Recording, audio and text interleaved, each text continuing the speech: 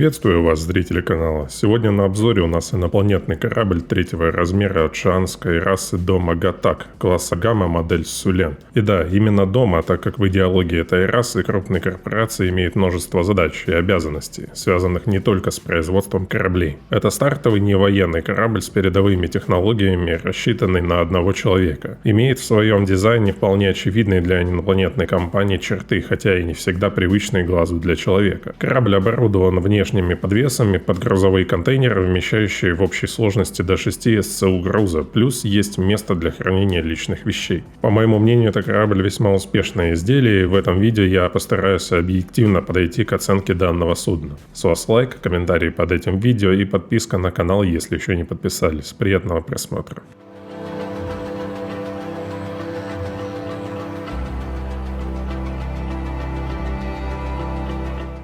Лорные составляющие этому кораблю не завезли, это, как выяснилось, никак не связано с тем, что он новый. Ибо для других кораблей, которые еще даже не на стадии вайтбокса, типа Nautilus лор уже прописаны довольно обширны. Чем руководствуются разработчики в этом плане, неизвестно. Сулен — это изделие Дома Гатак Manufactory, которое позиционируется у расы Шаан как производитель высокотехнологичных кораблей. Отсюда можно сделать вывод, что Сулен является достаточно прогрессивным кораблем по меркам шаанской расы и использует довольно современные тренды текущего времени. Известно, что по техническому развитию раса Шаан равна человеческой, пусть и использует другие технологии. Когда корабль был создан, неизвестно, однако самой компании уже порядка 22 700 лет. В отличие от расы Бану, которая любит кичиться своим богатством и роскошью, Шааны имеют диаметрально противоположный подход к делу строительства кораблей и другим производствам. Во всех расе привилегируют матриархат, а корабли они собирают из заранее заготовленных компонентов на автоматизированных верфях. Сулен спроектирован нетипично для глаза человеческой расы, а также имеет ряд других особенностей, о которых мы поговорим далее.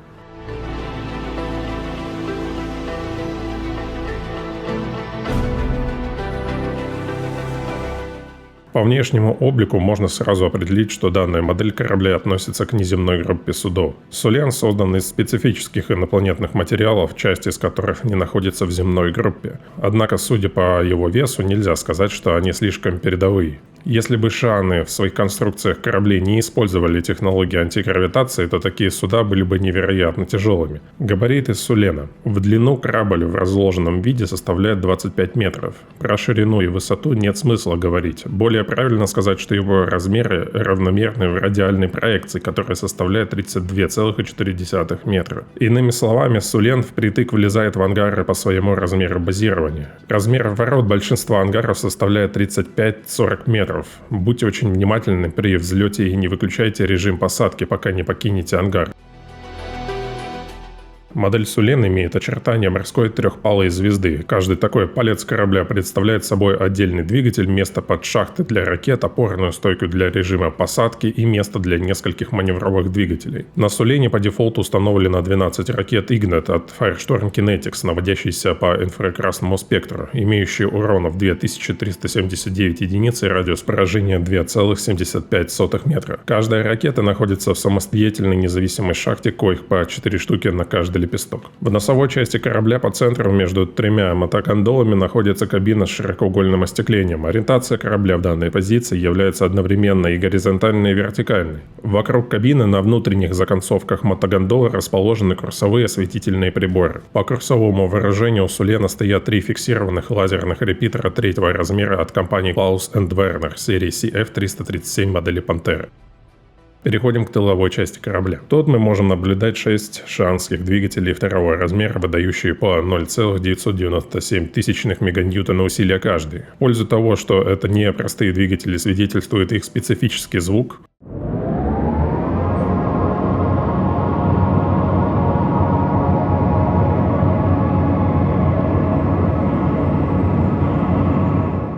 а также визуальные черты, которые указывают, что это нетипичные прямоточные двигатели землян. Половина маршевой оснастки корабля является по совместительству и двигателями реверса. Разгоняют такие тяги Сулен от нуля до крейсерской скорости, которая составляет 200 метров в секунду за 1,935 секунд при расходе топлива 8 литров на меганьютон усилия. А оттормаживают корабль от этой скорости за 2,901 секунд при таком же расходе топлива. Разгон до максимальной скорости, которая составляет 1200 метров в секунду, 11,615 секунд, а тормаживание занимает 17,408 секунд. На Солене также установлено 24 маневровых двигателя второго размера. Каждый такой движок выдает по 0,698 меганьютона усилий и потребляет до 6 литров топлива на меганьютон. Тем самым можно сказать, что несмотря на свой вес в 87 тонн, что немало для корабля такого размера, он весьма неплох в управлении. В атмосфере корабль ведет себя не идеально, но вполне себе сносно. Особенно если учесть, что у него нет аэродинамических элементов. Можно сказать, что это летающий треугольный кирпич, к которому приделали инопланетные технологии. Далее. В нижней или кормовой части, зависит от точки зрения и положения корабля, у него находится люк входа-выхода, а также внешние крепежи для груза. Всего Сулен может на себе нести 6 СЦУ груза, как уже упоминалось ранее. На данный момент неизвестно, является это багом или недоработкой, но эти ящики можно украсть, если неприятель воспользуется тяговым лучом. Ящики крепятся на механизации в виде 3 специальных ниш, использующие также гравитационные захваты. На каждый подвес влезает по 2 ящика в 1 СЦУ. В самой нижней или кормовой части, опять же кому как удобно, у корабля находятся некие стыковочные узлы. Судя по всему, Сулен будет иметь возможность втыкаться в какие-то слоты в корабле-носителе от этой же компании и отстыковываться от него при необходимости. Видны некие контакты, сравнимые с контактами зарядки батареи. Однако это лишь теория, подтвержденных свидетельств этому нет. Заправочный узел находится в нижней части судна.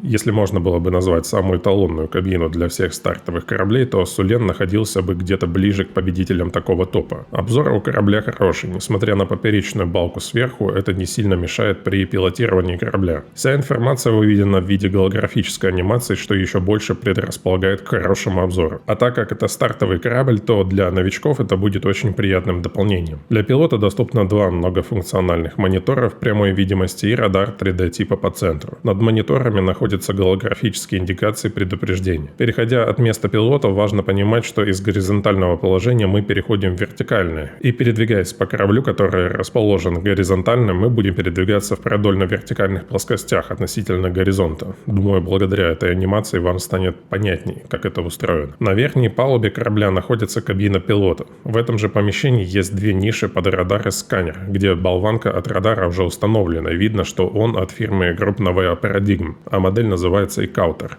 А вот физической модели сканера еще нет, ниша пуста. С другой стороны находится ниша под авионику и систему жизнеобеспечения. Ни того, ни другого физического компонента на данный момент нет. На средней палубе расположена небольшая жилая зона. Тут есть кровать, под которой находится личный инвентарь, небольшое помещение с душем и санузлом, а также столик для различных нужд. Будьте в будущем внимательнее, не умывайтесь в кораблях Шан под их владением и управлением, ибо из-за физиологических особенностей их организма и общей анатомии умывальники для них являются туалетами. На нижней палубе находится ниша под остальные компоненты, а также место для скафандра и стойки под оружие. По компонентам. На Сулене стоят 2 гражданских щита класса B первого размера от компании Seal Corporation модели HEX. Каждый такой щит способен поглотить до 1650 единиц ХП. Полный надув щита составляет 4 секунды при 413 ХП в секунду. 1 гражданский кулер класса D первого размера от компании Lightning Power Ltd модели Blast Chill, отводящие по 190 условных единиц тепла в секунду. 1 гражданская энергоустановка класса C первого размера от компании Sakura Sun модели Light Blossom, вырабатывающая 1998 условных единиц энергии в секунду. И гоночный квантовый двигатель класса B первого размера от AC Astrogation модели Foxfire, способный разогнать корабль до 104 280 км в секунду при расходе топлива в 5,88 на миллион километров. Максимально возможное покрытие расстояния таким двигателем составляет 493 миллиона километров. Объем квантового бака составляет 2900 литров, что, несмотря на заявление в презентации о том, мол, как это много, все же это меньше, чем у того же C1 Spirit от компании Crusader и немногим больше, чем у всей серии Catalyst. Во всем корабле есть 3 вида освещения: основное, приглушенное и аварийное. Регулируется на вот таких треугольных кнопках по краям. Self-destruct корабля составляет 45 секунд и радиус поражения 80 метров.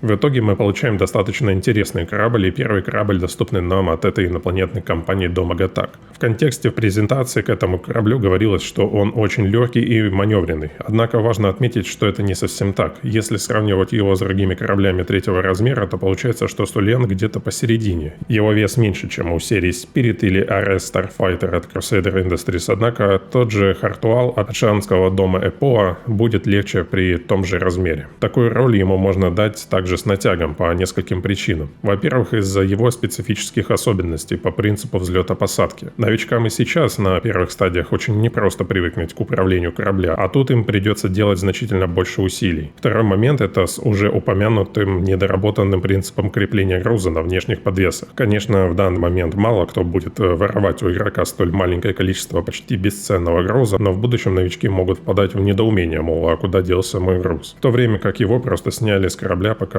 тот отошел. Это упущение разработчиков, и этот момент важно проработать. Ну и габариты. Несмотря на то, что в целом корабль не является крупным по меркам Star Citizen, у новичков могут возникнуть трудности при ощущении общих габаритов корабля. Во всем остальном, если не брать в расчет тот факт, что мы являемся расой людей и нам присуща привычка видеть своими глазами понятные для нашей расы очертания летательных аппаратов, то это хороший корабль для старта. Если вы готовы учиться и привыкать к нему, то я однозначно могу вам его рекомендовать. За реальную валюту Сулен можно приобрести примерно за $70, плюс-минус. Внутри игры пока что такой корабль не продается, однако в будущем это, конечно же, изменится. И будет очень интересно посмотреть, сколько же будет его цена. На Сулене можно спокойно выполнять боевые задачи, связанные с баунти-хантингом, ибо вооружение корабля позволяет. По общим ощущениям, от боевых стычек два щита первого размера неплохо держат удар, однако при их просадке первым отлетают, конечно же, его лепестки. И в таком случае корабль становится практически непригоден для боя, однако удрать все же при должной сноровке он позволяет, полностью управление не теряет. Маневренность на уровне с серии с Катласом. Где-то лучше, где-то хуже, но в целом очень похожи. Ровным счетом до того момента, когда дело не переходит в атмосферу. Там Сулен чувствует себя намного лучше своего конкурента по массе.